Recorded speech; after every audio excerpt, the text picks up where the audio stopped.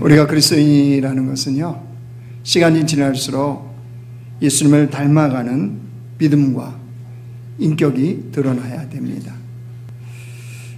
그것이 바로 성화의 삶입니다. 이 땅을 우리가 살아가는 것이 성화의 삶이기 때문입니다. 그래서 그리스도인은요, 점점 더 예수님을 닮은 성장과 성숙이 우리 안에서 이루어져야 됩니다. 교회도 역시 마찬가지입니다. 교회도 하나님이 꿈꾸시는 교회가 있습니다. 그런 교회로 우리가 변화되어져 가야 됩니다. 미국인들이 정치적 개혁을 갈망하면서요, 1976년도에 대통령 선거를 했는데 그 당시 대통령이 포드 대통령이었습니다. 당연히 재선에 출마를 했는데 미국 국민들은 정치적 개혁을 갈망했기 때문에 포드를 떨어뜨리고요, 조지아주 주지사였던 지미 카터를 대통령으로 선출을 했습니다. 대통령이 된 지미 카터는요, 국내 정치, 국제 정치, 미국이라는 나라이기 때문에 해야 되잖아요. 그런 부분에 좋은 점수를 받지 못했습니다. 대신에 기독교인으로서는 이 신실한 그런 가정, 또 그런 사람이라는 것은 알려졌습니다. 지미 카터의 어머니는 고령임에도 불구하고 인도에 가서 선교사로 선교를 했습니다. 또 그의 아내인 노잘린 여사는요, 신실한 기독교인으로서 검소한 삶을 살아가는 것을 보여주었습니다. 지미 카터 역시 마찬가지입니다. 자신이 교회 학교 교사였는데 주일마다 교회 가서 교사로 헌신하고 봉사하는 것, 우리에게 그런 것도 보여줬습니다. 하지만 미국 대통령으로서 세계 정치를 이끌어가는 것, 이거에는 지미 카터가 낙제 점수를 받았습니다. 그 당시에 에너지 파동이 일어났는데요, 이 에너지 파동의 문제를 잘 풀어가지 못했습니다. 그래서 이제 다시 또 대통령 선거가 있었는데 지미 카터가 당연히 또 재선에 출마를 했죠. 그러나 떨어졌습니다. 떨어졌고 미국 국민들은 로널드 레이건이라고 하는 이 사람을 대통령으로 세웠습니다. 지미 카터는 이제 대통령 자리에서 물러나서 자신의 고향인 조지아주 플레인지에 이제 내려갔습니다. 여기까지 이제 대통령 은퇴로 그는 실패한 사람처럼 보였습니다. 실패한 대통령, 실패한 인생, 이렇게 사람들에게 기억될 뻔했습니다. 근데 그때부터가 지미 카터가 새로운 인생이 시작됐습니다. 가난하고 집 없는 서민들에게 집을 지어주는 헤비타트 운동이요, 여기 봉사자로 그가 참여를 하게 됩니다. 그러면서 이 일을 왕성하게 해요. 사람들에게 알려지기 시작했습니다. 대통령직에서 물러나서 저렇게 아름다운 삶을 살 수도 있구나 라고 사람들이 느끼기 시작했습니다. 그래서 이제 미국 사람들은요, 가장 사랑받는 전직 미 대통령 중에 한 사람을 지미 카터로 뽑습니다. 우리도 그 당시에 본 일들이 이제 세계 이제 국제 무대에 여러 가지 어려운 일들이요, 이런 일들이 생기면 화해하고 중재자로 누군가를 보내는데 그때 미국에서 지미 카터를 보내게 됩니다. 그래서 분쟁이 있는 지역, 또 어려움이 있는 지역에 이 화해와 중재 역할을 지미 카터가 하게 됩니다. 그만큼 신뢰받는 사람이 됐다는 거죠. 세계적으로 신뢰받는 사람이 된 겁니다. 그래서 사람들은 지미 카터는 대통령의 자리에 있을 때보다 대통령 자리에서 물러난 이후의 삶이 훨씬 아름다운 사람이다 라고 이야기를 합니다. 저는 교회와 성도의 모습이 이래야 된다고 생각합니다. 시간이 지날수록 훨씬 아름다운 사람, 시간이 지날수록 훨씬 예수님을 닮은 그런 교회, 그런 성도가 되어야 된다고 생각합니다.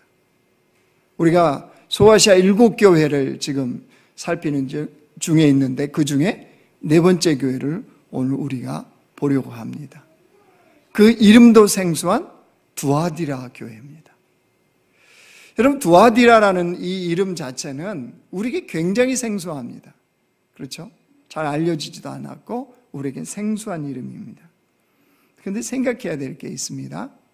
하나님은 소아시아 7교회 중에 두아디라 교회에게 가장 긴 편지를 썼다는 사실입니다.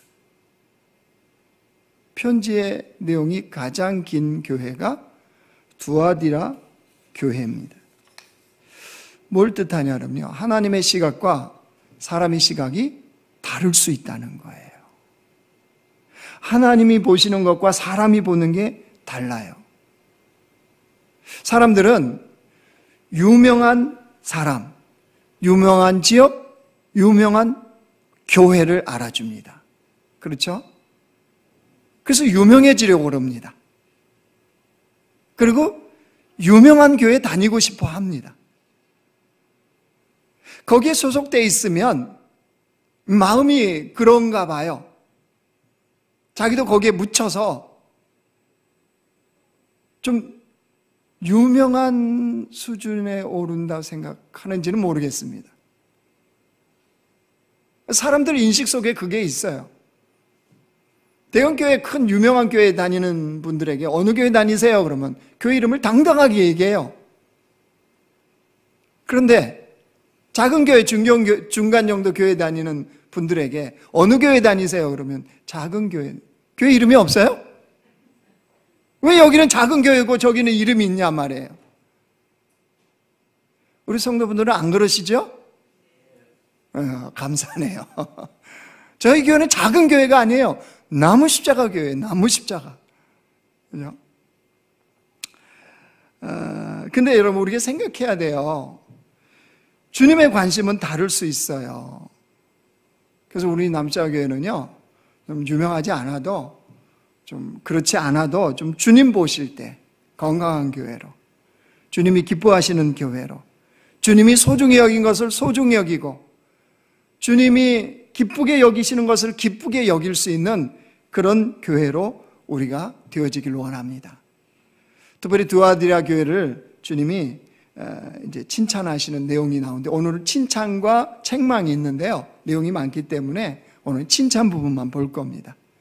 자, 두아디라 교회를 좀 알려고 그러면요, 이 두아디라 지역에 있는 교회가 어떤 교회인지를 알 수 있는 정보가 있습니다. 사도행전 16장 한번 보여주실래요? 제가 읽을게요.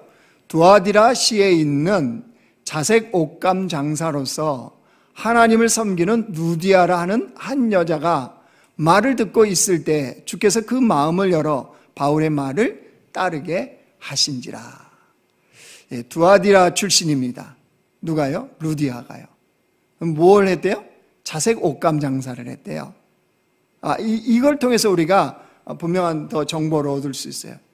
두아디라는 이와 같이요, 상업, 제조업이 굉장히 발달했다고 그래요. 그래서 거기에 이 요즘으로 얘기하면 상인의 조합, 왜 상인들이 이렇게 조합을 만들잖아요.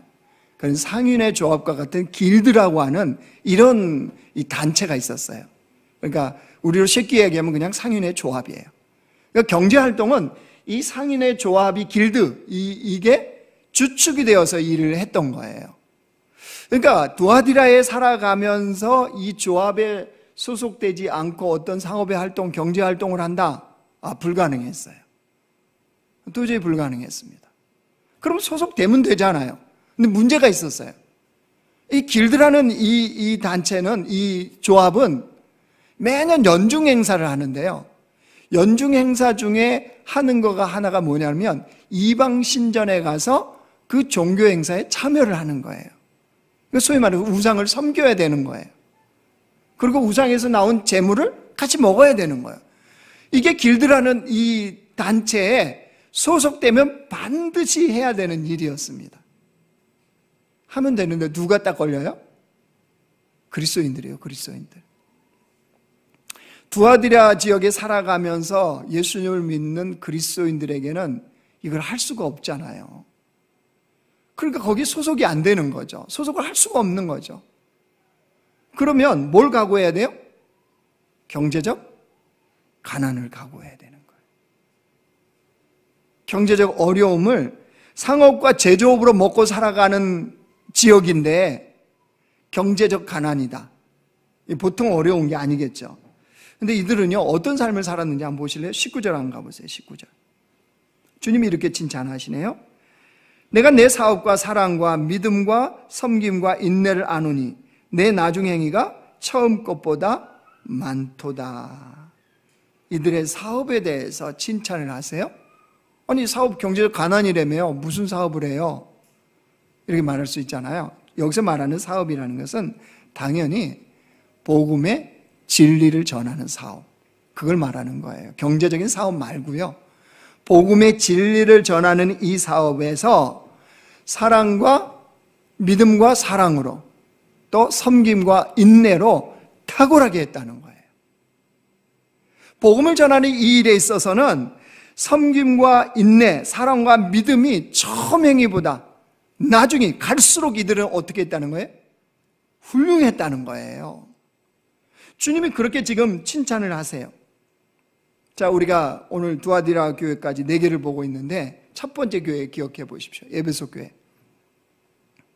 너희는 처음 행위를 잃어버렸도다. 주님 책망하셨죠. 그러니까 에베소 교회는 처음이 굉장히 좋았어요.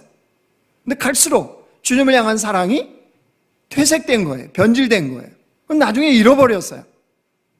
자, 이게 에베소 교회고, 두아디라 교회는요, 처음에는 어려웠죠. 쉽지 않았습니다. 근데 갈수록 이 교회는 좋은 교회가 됐다는 거예요. 주님 보실 때. 특별히 사랑과 믿음으로 섬김과 인내를 하는데 풍성한 교회가 됐다는 거예요. 자, 우리 질문해 봅시다. 우리 남자교회는 어느 교회를 닮았습니까? 자, 우리 스스로에게 질문해 보면 알겠죠. 난 갈수록 믿음과 이 신앙이 좋은 성도입니까? 시간이 지나면서 점점 사그라지고 희미해지는 성도입니까? 그 질문에 답하면 우리 남조교회가 어떤 교회인지 알겠죠. 여러분, 저는 소망합니다. 우리 남자교회가요, 세상에서는 유명하지 않고 세상에서는 좀 알아주지 않더라도 하나님께서 우리에게 내 나중행위가 처음보다 훨씬 많도다. 너희들의 사랑과 믿음과 섬김과 인내가 갈수록 탁월하도다. 이렇게 칭찬받는 그런 교회가 되기를 원합니다. 아멘? 자, 그러려면 여러분 어떻게 해야 그게 되어지는지를 알아야 되지 않겠어요? 그렇죠? 어떻게 그게 가능하냔 말이에요. 처음보다 나중에 훨씬 좋은 그 교회는, 그런 신앙은 어떻게 가능하냐? 이렇게 거꾸로 생각해 보시면 합니다. 우리 신앙이 어느 때 갈수록 시들시들해지던가요? 어느 때 주님과의 관계가 점점 소원해지던가요? 이걸 보면 알겠죠. 많은 이유가 있을 수 있어요. 환경적인, 여건적인 많은 이유가 있을 수 있어요. 그런데 진짜 깊이 들어가서 보면은요, 공통점이 있습니다. 신앙이 시들해지고 주님과의 관계가 멀어지는 그 공통점이 뭐냐면요, 갈망이 없다는 거예요. 갈망이 없어요. 무슨 갈망이요? 은혜에 대한 갈망이 없어요. 은혜에 대한 갈망이 없으면요, 신앙이 시들시들해집니다. 주님과의 관계가 멀어질 수밖에 없습니다. 두아디라 교회로 말하면 사랑과 믿음 점점 줄어듭니다. 그리고 섬김과 인내가 열매가 하나도 없습니다. 무엇 때문이라고요? 갈망이 없을 때. 여러분, 은혜에 대한 갈망이 없는 거는요, 중병입니다. 중병. 아주 큰 병이에요. 예수님께서 두롯지방에 가셨을 때 한번 생각해 보실래요? 두롯지방에 예수님이 가시는 곳곳마다 소문이 삽시간에 퍼지죠. 많은 사람들이 예수님께 옵니다. 자신의 문제를 가지고 주님을 만나기 위해서, 또 주님의 진리의 말씀을 듣기 위해서. 그날도 많은 사람들이 모여서 인산인해를 이루었어요. 근데 그 많은 사람 중에 한 사람이 있었습니다. 한 사람. 그 사람이 누구였느냐? 가나안 족속에 속한 수로보니게 여인이 있었어요. 가나안 족속 중에 수로보니게 족속이 있었어요. 거기에 속한 한 여인이 예수님께 나옵니다. 이 여인은 왜 예수님께 나왔느냐? 자신의 딸이 귀신 들린 거예요. 흉악한 귀신이 들렸기 때문에 이 문제를 예수님으로 통해서 해결받으려고 나온 거예요. 그래서 예수님께 간청합니다. 자신의 딸을 고쳐달라고. 그런데요, 예수님이 얼마나 쌀쌀하게 무시하시는지 모릅니다. 자존심을 완전하게 구겨놓습니다. 한번 보실래요? 마가복음 7장 보여주세요. 자, 우리 한번 같이 읽어. 시작. 예수께서 이르시되 자녀로 먼저 배불리 먹게 할지니 자녀의 떡을 취하여 개들에게 던짐이 마땅치 아니하니라. 너에게 은혜를 줄 게 있다 없다? 없다는 거예요. 지금 내 자녀에게 줘야지. 무슨, 그렇죠. 아니, 자기 자녀들이 굶고 있는데 개 먹이를 하기야 요즘은 그런 사람들이 있어요. 개 먹이가 이 사람 먹는 것보다 더 비싸고, 개 호텔, 개 유치원. 이럴 때 이제 성경에 이게 참 어려움이 와요. 그죠?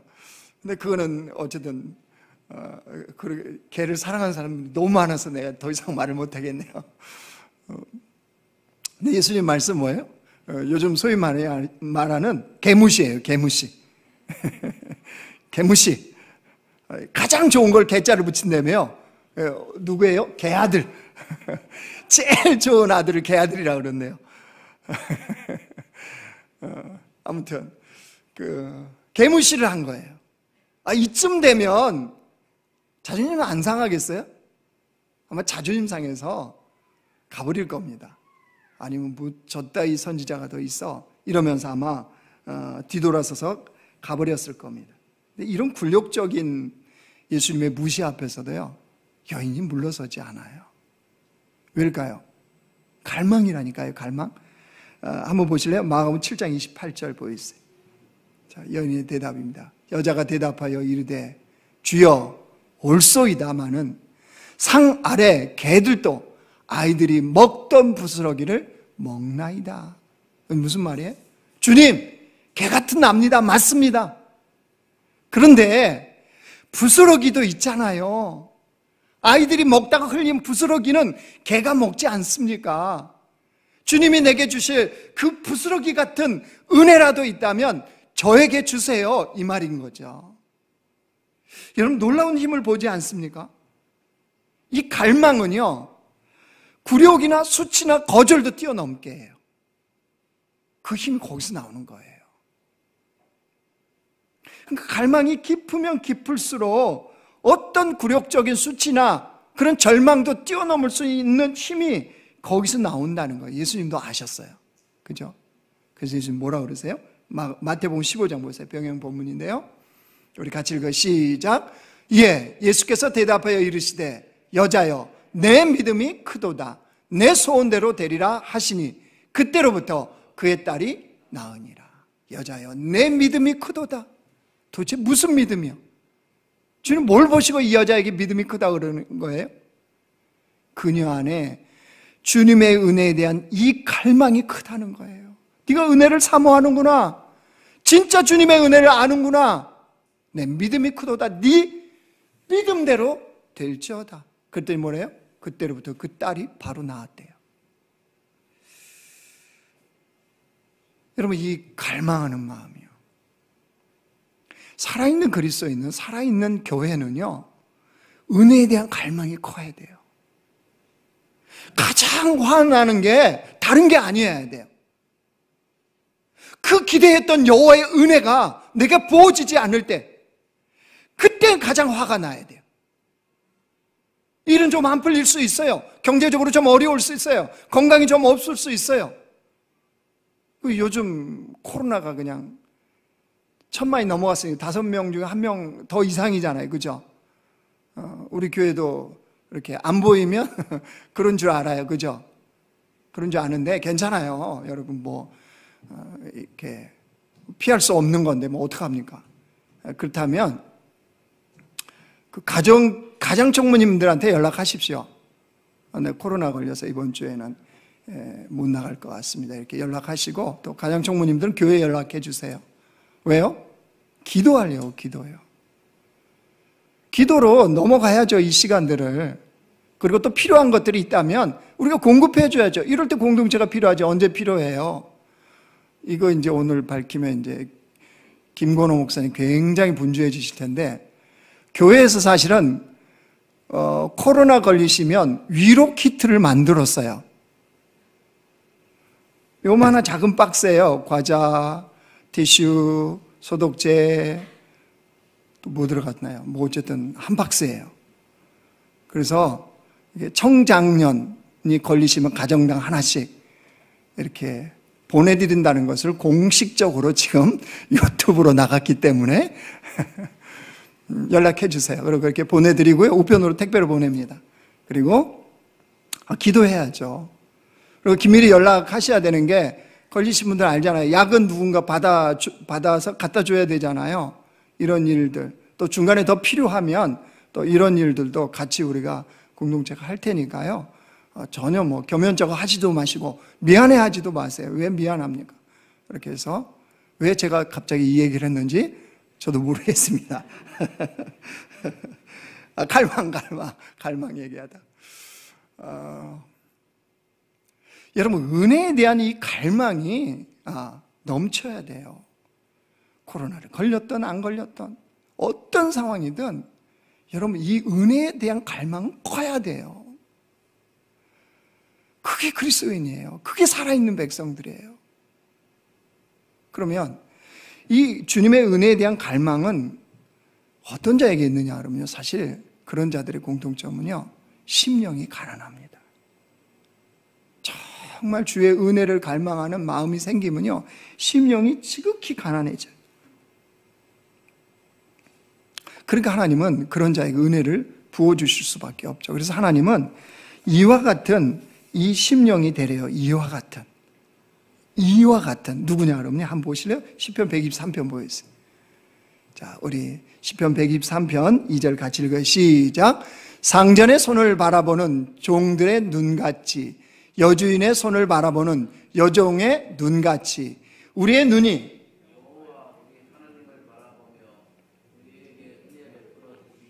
기다리나이다. 자, 앞에 검은 글씨요. 이와 같은 하는 거예요. 상전의 손을 바라보는 종들의 눈같이. 여러분, 그 당시에 종들이 어떤 사람들이냐 아시죠? 여주인의 손을 바라보는 여종의 눈같이. 주인을 왜 이렇게 종들이 뚫어지게 쳐다보냐 그러면요, 종들의 목숨과 행동과 이 모든 것이 누구에게 달렸냐 그러면 주인에게 달렸어요. 아시죠? 그 당시는 종들의 목숨은요, 파리 목숨이에요. 주인에 의해서 모든 것이 좌우가 되는 거예요. 그러니까 그날 하루도 주인을 바라보는 거고, 어떤 일을 시키시나, 무엇을 말씀하시나, 내게 어떤 것을 주시려고 하시나, 이거를 제대로 주목해서 본다는 거예요. 그와 같이 우리는 우리 눈이 여호와 우리 하나님을 바라보며 우리에게 은혜 베풀어 주시기를 기다리나이다. 주의 은혜에 대한 갈망을 가지고 지극히 가난한 심령, 이런 심령으로 하나님 앞에 서라는 거예요. 또 베드로전서에도 있어요. 베드로전서. 자, 같이 읽습니다. 시작. 갓난아기들 같이 순전하고 신령한 젖을 사모하라. 이는 그런 말미암아 너희로 구원에 이르도록 자라게 하려 함이라. 너희가 주의 인자하심을 맛보았으면 그리하라. 갓난아기들 같이 사모하래요. 주의 은혜를. 너희도 그리하라.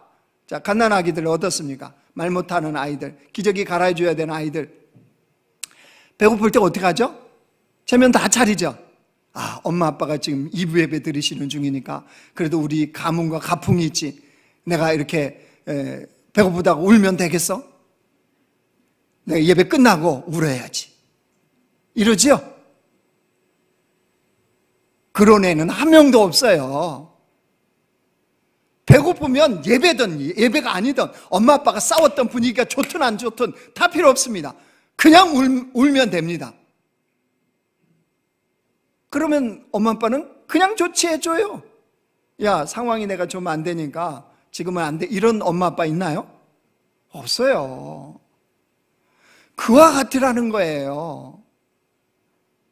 주의 은혜에 대한 그 갈망이 이와 같아야 된다는 거예요. 그래야 하나님은 그런 자에게 은혜를 주신대요. 주님의 은혜가 얼마나 놀라운지 에레미야가요 이걸 깨달아요. 자신의 조국이 이제 망하고 엄청난 일들이 이게 닥쳐온다는 걸 에레미야가 알거든요. 얼마나 슬픕니까? 얼마나 이게 고통스럽겠어요, 선지자로서. 그래서 에레미야가 에레미야 예가를 지었는데 그 예가라는 게 뭐예요? 슬픔의 노래잖아요. 조국을 생각하니까 너무 슬픈 거예요. 그런데 이걸 반전시키는 것이 에레미야 예가 속에 있어요. 에레미야 예가 한번 보여주실래요? 자, 제가 읽을게요. 여호와의 인자와 긍휼이 무궁하심으로 우리가 진멸되지 아니함이다. 이것들이 아침마다 새로우니 주의 성실하심이 크시도소이다. 여러분 이거는 슬픔의 말이 아니에요. 희망이에요, 희망. 애간데 희망의 말이 갑자기 나와요. 재난과 고초와 담즙과 숲 속에 그 뭐라 그래요? 얼마나 그걸 바라보면 고통스럽습니까? 그런데 갑자기 바뀌어요, 갑자기. 뭐 때문에? 여호와의 인자와 긍휼이 무궁하심으로 이거를 날마다 베푸신다는 거예요. 유아실, 지금은 예배 시간이야, 친구들아. 알겠지? 예배. 너희들도 예배자야. 말 못해도 예배자인 거야. 일단 끝나고 사탕 줄게, 목양실에서. 잘 봐, 목사님 잘 보고 있어. 주님이 베푸시는 은혜가 아침마다 새롭다는 게 뭐예요? 끊임이 없다는 거예요. 나의 형편과 처지와 이 관계없이 여호와께서 내게 베푸시고자 하는 이 놀라운 은혜들은 한이 없다는 거예요. 이걸 누가 깨달아요? 예레미야가 깨달은 거예요. 여러분, 그 하나님이 우리 하나님이세요. 어제만 베푸신 것이 아니라 오늘도요. 나의 형편과 처지와 관계없이 여호와는 그 인자와 긍휼이 무궁하세요. 끝이 없다는 거예요. 이걸 우리에게 베풀어 주기를 원하세요. 그 은혜를 받아야 되지 않겠어요? 그러니까요, 예배 끝나고 나가실 때 저 악수할 때 목사님 기분 나빠요. 왜요? 은혜 하나도 제가 안 왔어. 이런 건 제가 이해해 드릴게요. 근데 다른 건 말씀, 목소리가 왜 그러세요? 오늘 헤어스타일 그런 건 말하지 마요. 내가 도저히 못 받아요. 그거는 아시겠죠? 그건 자존심 상해요. 근데 은혜가 없어도 그러면 이제 제가 골방에 들어가야죠. 근데 그거에 대한 여러분 이 강렬한 상황, 다른 건 여러분 좀 괜찮아요. 무슨 교회든 그거에 좀 뒤쳐도 괜찮아요. 뭐 사이즈든 성도의 숫자든 뭐 이런 건 괜찮아요. 근데 우리 남자 교회는요, 하나님의 은혜에 대한 갈망은 2등하면 못 참아. 할렐루야. 좀 그런 교회가 되면 좋아요. 다른 건 다 양보할 수 있어요. 그러나 주님께서 우리에게 베푸시는 이 은혜만큼은 하나님 내가 가득 채워줘야 돼요. 채워줘야 돼요. 또 채워줘야 돼요. 채워도 여러분 이 갈망은요 끊임없이 생기도록 하나님이 우리를 창조해 놓으셨어요. 나 은혜 괜찮아요? 만족해요? 비정상이에요. 주의 은혜를 받으면 받을수록요 그 갈망이 훨씬 커집니다. 왜요? 하나님 그렇게 우리를 만들어 놓으셨어요. 존 스토트 목사님 얘기하잖아요. 은혜의 갈수증 환자다. 누가요? 우리가. 하나님이 우리 심령 속에 그 블랙홀을 만들어 놓으셨어요. 채워도 채워지지 않는. 그러니까 끊임없이 주님을 바라보고요, 끊임없이 주님을 즐기고 끊임없이 주님으로 인하여 즐거워하는 인생이 가능해지는 거예요. 여러분, 그게 갈망이 커지면 이상한 사람이 되는 게 아니에요. 결코 이상하지 않아요. 지극히 예수 그리스도를 닮은 인생들이 된다는 거예요. 이제 적용이요.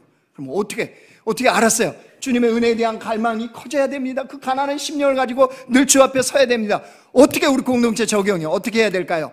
하나님 주신 은혜의 방편이 있어요. 수단이 있습니다. 그게 기본적으로 항상 듣는 거예요. 말씀과 기도예요.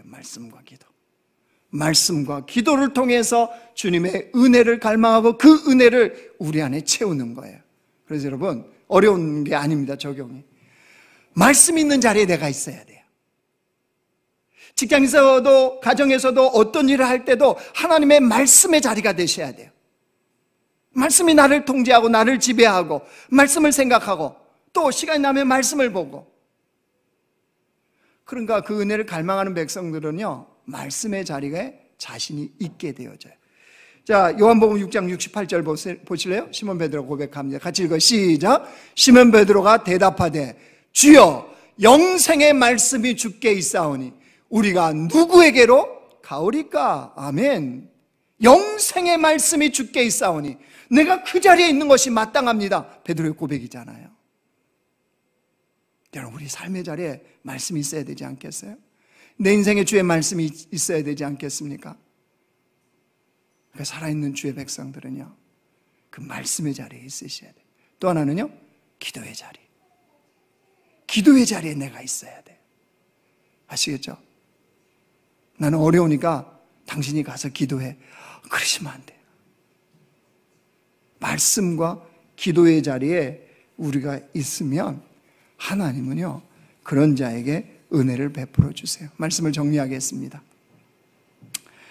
우리 신앙과 우리 남자교회 공동체는요 주님으로부터 처음보다 나중이 훨씬 좋구나, 좀 이 칭찬 듣는 교회 성도가 되기를 원합니다.